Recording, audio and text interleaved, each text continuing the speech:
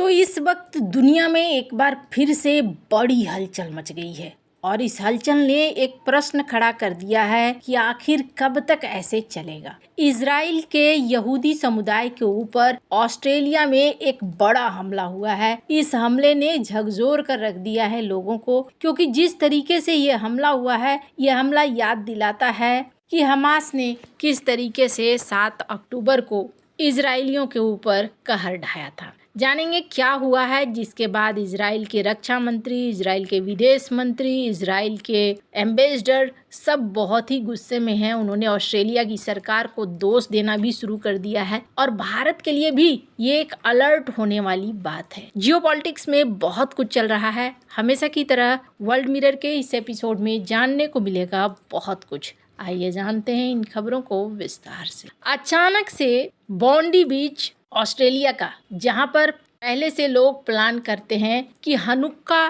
पर्व, जो यहूदियों का 4 दिनों का पर्व है, उसको मनाया जाएगा। अब ये कैसा पर्व है? तो ये दरअसल प्रकाश का पर्व है। इसमें वैसे तो 8 दिनों तक के लिए मनाया जाता है और हिब्रू भाषा में हनुक्का का मतलब होता है उद्घाटन।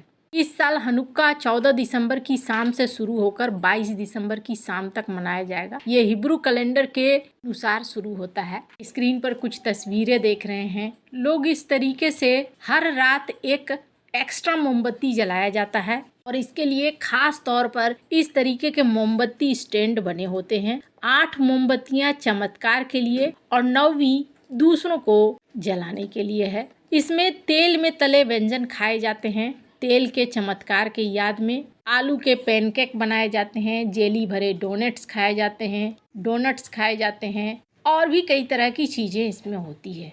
ये कुछ वैसे ही है जैसे कि भारत में दिवाली है।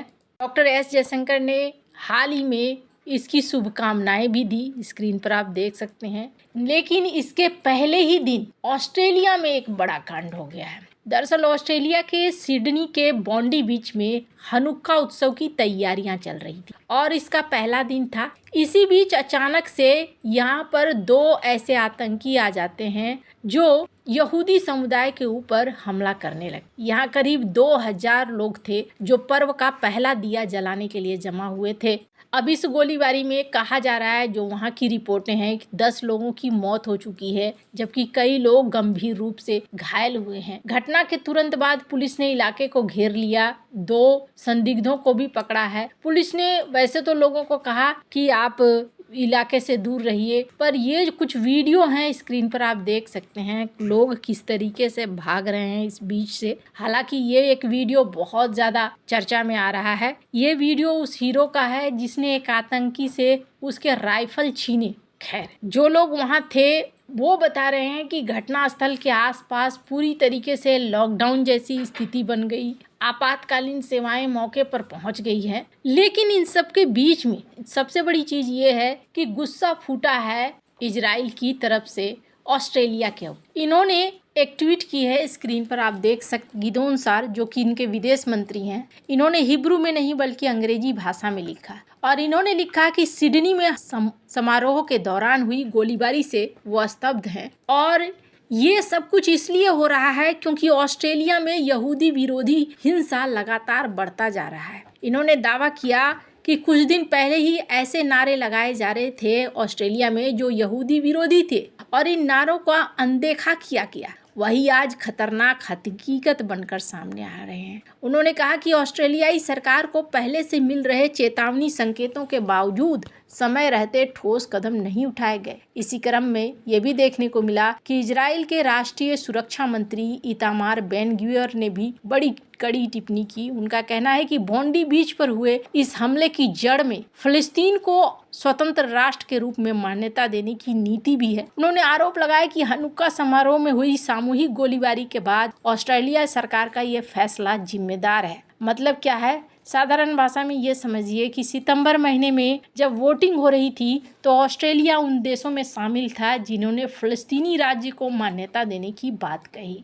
अब ये जो घटना है, इस घटना ने दुनिया भर के यहूदियों को सचेत कर दिया है और इजराइल के लिए भी बहुत मुश्किल खड़ी कर दी है कि इजराइल यहूदी समुदाय की सुरक्षा किस तरीके से करेगा। भारत में जो एम्बेसडर हैं उन्होंने भी इस घटना को लेकर संदेश दिया है। स्क्रीन पर इस ट्वीट को देख सकते हैं जिसमें उन्होंने इसकी निंदा की है। स्क्रीन पर एक ट्वीट देख रहे हैं आप। यहाँ पर इन्होंने ये भी कहा कि जिस तरीके से ग्लोबलाइज द इंतिफादा इसका इस्तेमाल किया जा रहा है ये गलत है। अब ये क्या है, तो ये दरअसल एक नारा है जो खास तौर पर प्रो पैलेस्टाइन प्रदर्शनों में इस्तेमाल होता है। साल 2023 से 2025 तक इजराइल हमास युद्ध के दौरान इस नारे को दुनिया भर में फैलाने की कोशिश की गई है। खास तौर पर अमेरिका, ब्रिटेन और कई देशों के कैंपस प्रोटेस्ट में यानी कॉलेज वगैरह में। इंतिफादा का मतलब क्या होता है? इंतिफादा एक अरबी शब्द है जिसका शाब्दिक अर्थ है झटका देना या झाड़ना। राजनीतिक संदर्भ में ये विद्रोह या जन उभार को दिखलाता है। फलस्तीन की घटना की अगर बात करें तो पहला इंतिफादा 1987 से 1993 में हुआ था, जब मुख्य रूप से अहिंसक था। सिर्फ पत्थर फेंका जाता था, हड़तालें की जाती थी, बॉयकॉट किया जाता था इजरायली कब्जे के खिलाफ में। दूसरा इंतिफादा 2000 से 2005 तक में हुआ। ज्यादा हिंसक, सुसाइड बॉम्बिंग होने लगे। ग्लोबलाइज द इंतिफादा का मतलब हो गया कि पूरी दुनिया में इसे फैलाइए। इजरायली कब्जे के खिलाफ वैश्विक प्रतिरोध दिखाइए, जैसे बायकॉट करिए, प्रदर्शन करिए, हड़तालें करिए।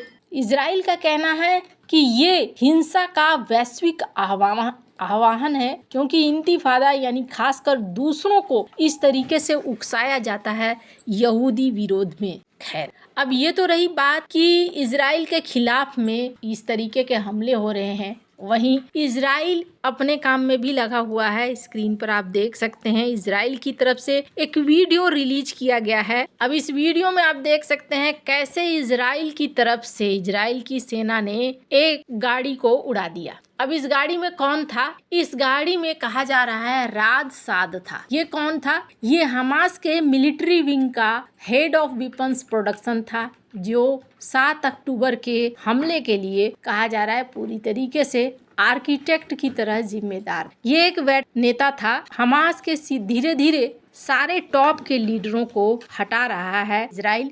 लेकिन जैसे जैसे हमास के प्रति कार्रवाइयां बढ़ रही है, वैसे वैसे ये भी देखने को मिल रहा है कि इजराइल के विरोध में दुनिया भर में एक्शन भी बढ़ते जा रहे हैं। खैर, भारत के लिए ये बहुत ज़रूरी है कि भारत भी सतर्क रहे। भारत में यहूदियों की एक बड़ी संख्या है और भारत के अंदर टारगेट करने की कोशिश हो सकती है, जिस तरीके से दुनिया भर में कोशिशें हो रही हैं। वैसे आपको क्या लगता है, क्या दुनिया में शांति कहीं कभी नहीं आएगी या और अशांति बढ़ती जाएगी? कमेंट कर अपनी राय जरूर बताएं। जल्द मिलते हैं अगली वीडियो में नई खबर के साथ।